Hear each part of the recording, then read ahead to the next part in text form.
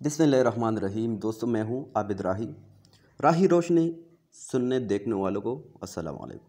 नाज़रीन ग्रानी, सुल्तान सलाहुद्दीन अयूबी, सुल्तान नूरुद्दीन जंगी, कस्कतीनिया बिन मुस्लिम, तारिक बिन ज़ियाद, मोहम्मद बिन कासिम और शेर हारज़म सुल्तान शाह महमूद मोहम्मद काजिम की विरासत को आगे बढ़ाते हुए सरजमीन फ़लस्तीन ने एक ऐसा नया मोड़ लिया हुआ है जो इनकी तारीख में एक और दरख्शता बाब का इजाफा कर रहा है। नाजरीन, कल सुबह यानी बरोज़ हफ्ता 7 अक्टूबर सन 2023 को हमास ने सुबह सवेरे इसराइली सरजमीन को 1 घंटे में तकरीबन 3000 रॉकेट दागकर गुड मॉर्निंग पेश की है। इसराइल पे हमास के मौजूदा हमले में क्या नया है और इस सब से कौन से नए खतरात और मौक़े खुलने की उम्मीद है, ये सब जानने के लिए इस वीडियो को शुरू से आखिर तक ज़रूर देखेगा। ये सब जानने के लिए इस वीडियो को पूरी देखें। 12वीं सदी में सुल्तान सलाहुद्दीन अयूबी ने बैतुल मुक़द्दस को यानी फ़लस्तीन के सबसे मुक़द्दस मकाम मुसलमानों की क़िबला अव्वल मस्जिद अक़सा और बैतुल मुक़द्दस को ईसाइयों के कब्ज़े से आज़ाद करवाया था। ये सलीबी जंगें कई साल तक चली, जिसमें पूरे यूरोप ने मुत्तहिद होकर सुल्तान सलाहुद्दीन अयूबी का मुकाबला किया था। नाज़रीन ग्रामी, मुस्लिम सिपहसालार सब के सब वही है जिन्होंने क़िबला अव्वल बैतुल मुक़द्दस को यके बाद व दीगर के मुख्तलिफ़ ज़मानों में ईसाइयों के हमले से बचाए रखा और इनसे आज़ाद भी जिस सिलसिले में आखिरी कोशिश सुल्तान सलाहुद्दीन अयूबी की थी, जिसके बाद क़िबला अव्वल तकरीबन 600 से तकरीबन 700 साल तक खिलाफत उस्मानिया में शामिल रहा और मुसलमानों के कब्ज़े में रहा। लेकिन दूसरी जंग अज़ीम के अख्तिताम पे जब खिलाफत उस्मानिया ने जर्मनी का साथ दिया और बिलाखिर जर्मनी की शिकस्त वरीहत और इसके टूटने के बाद मुसलमान दुनिया के मुख्तलिफ इलाके जो खिलाफत में शामिल थे वो भी खिलाफत के हाथ से फिसल गए और आलमी इस्तिमारी ताकतों ने यहाँ पे इसराइलियों को आबाद करना शुरू कर दिया और बिलाखिर 1948 में इसराइल में ये मुल्क वजूद में आया, जिसे बनाने के लिए फ़लस्तीन में जैतून के बड़े बड़े बाग जला दिए गए। औरतों, बच्चों, जवानों और बूढ़ों बेतहाशा जुल्म व सितम किया गया। कहीं पे इनसे जबरी तौर पर ज़मीन खरीदी गई और कहीं इनकी ज़मीनों पर आसिबाना कब्जा कर लिया गया। आखिरकार उन्होंने फ़लस्तीन की पट्टी तक महदूद कर दिया। आप नक्शे पे इसकी तमाम डिटेल्स देख सकते हैं। नाज़रीन, तब से लेकर अब तक यानी 1948 से लेकर तादम हाल फ़लस्तीन में कई मज़म्मती गरवा अपनी आज़ादी के लिए बरसे पिकार रहे हैं।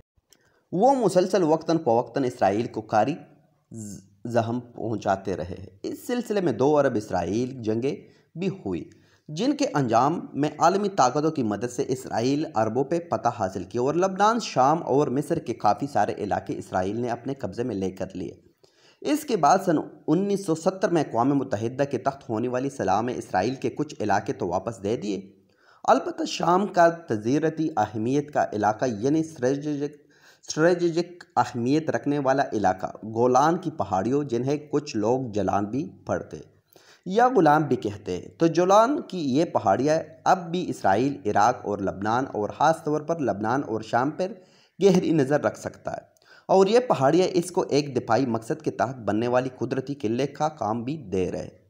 नाजरीन, कल हफ्ते की सुबह होने वाले ये हमला कोई छोटा मोटा हमला नहीं था। अलबत्ता इससे पहले भी हमास कई 100 रॉकेट बरसाकर इसराइल की जदीद तरीन दिफाई फ़िज़ाई निज़ाम यानी आयरन डोम के 12 टिक्स कर चुके।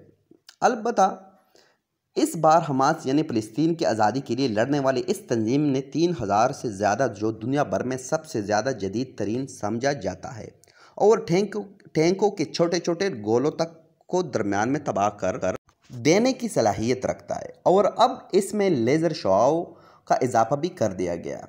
इस जदीद तरीन फ़िज़ाई निज़ाम को हमास के 3000 रॉकेट्स की यलगार ने मुअत्तल कर दिया गया, क्योंकि इस कदर ज़ायद तादाद में बरसाए जाने वाले रॉकेट को यह निज़ाम बरवक्त डायलेक्ट नहीं कर सका और इसका सिस्टम और प्लो हो गया, जिसकी वजह से तमाम की तमाम रॉकेट इसराइल शहरी आबादी और दूसरे मिलिट्री चेक पोस्टों इसराइली जिन्होंने अच्छी खासी तबाही मचाई इस इसराइल सरजमीन पर राकट की इस यलगार के बाद फ़लस्तीनी जानबाज अपने आज़ादी के हुसूल के लिए पैदल और गाड़ियों में मार्च करते हुए पहली बार गज़ा की पट्टी से निकलकर इसराइली सरजमीन में हो गए। जी हाँ, 70 साल में यह पहला मौका है जब फ़लस्तीनी मुज़ाहमतकार और फ्रीडम फाइटर अपनी सरजमीन से राकट दागने की बजाय खुद दुश्मन की सरजमीन में दाखिल हो गए और उन्होंने फ़कत आधे दिन के अंदर अंदर जनूबी इसराइल का तकरीबन पूरा इलाका अपने कब्ज़े में कर लिया है। ये इलाका मौजूदा गज़ा की पट्टी से भी तकरीबन 1.5 गुना बड़ा, जो उन्होंने तकरीबन आधे दिन में फतह करके उस पर कब्ज़ा कर लिया। इसके साथ साथ इसराइली फ़ौज के एक ब्रिगेडियर जनरल को भी इन इलाकों से गिरफ्तार कर लिया गया, जिसकी तस्वीर आप स्क्रीन पर देख सकते हैं। हम कोशिश करेंगे इंशाल्लाह कि स्क्रीन पर दिखाए आपको। नाज़रीन गिरामी, सिर्फ यही नहीं बल्कि 80 के करीब इसराइली सिविलियन शहरी भी हमास के मुज़ाहमतकारों के कब्ज़े में है और इसके अलावा तकरीबन 50 से ज़ायद इसराइली फ़ौजी, 50 के करीब फ़ौजी और 50 के करीब इसराइली शहरी भी वासिल जहन्नम कर दिए गए। इसके बाद हफ्ते की शाम इसराइल ने गज़ा की पट्टी पर इसराइली स्ट्राइक की और तैयारों के ज़रिए हम और राकश पे बारिश बरसाई, जिसमें कल शाम तक तकरीबन 200 फ़लस्तीनी शहीद और 1600 से 1800 के दरमियान शहीद शदीद ज़ख्मी हुए। लेकिन हमास का ये कहना है कि हम इस सब के लिए ज़हनी तौर पर तैयार होकर आए और हम इन चीज़ों से नहीं डरते। नाज़रीन गिरामी, हमास का अस्करी विंग, जिस अल-कासिम ब्रिगेडियर भी कहा जाता है, उन्होंने इसराइल की दुनिया भर में सबसे ज़्यादा जदीद तरीन समझे जाने वाले मैन बैटल टैंक मकावा को भी कब्ज़े में कर लिया है। अब तक की इत्तलाआत के मुताबिक तकरीबन 3 मरतकावट टैंक तबाह कर दिए गए और 12 के करीब फ़लस्तीन मुज़ाहमत का मैन बैटल टैंक में से 2 टैंक्स पे इसराइल का जदीद तरीन हार्ड एंड सॉफ्ट कलंग सिस्टम भी, जिसका नाम ट्रापी है। बिन ये सिस्टम इस कदर जदीद है कि इसराइल ने चंद ममालिक के अलावा अब तक इसको किसी के लिए भी फरोख्त के लिए पेश नहीं किया।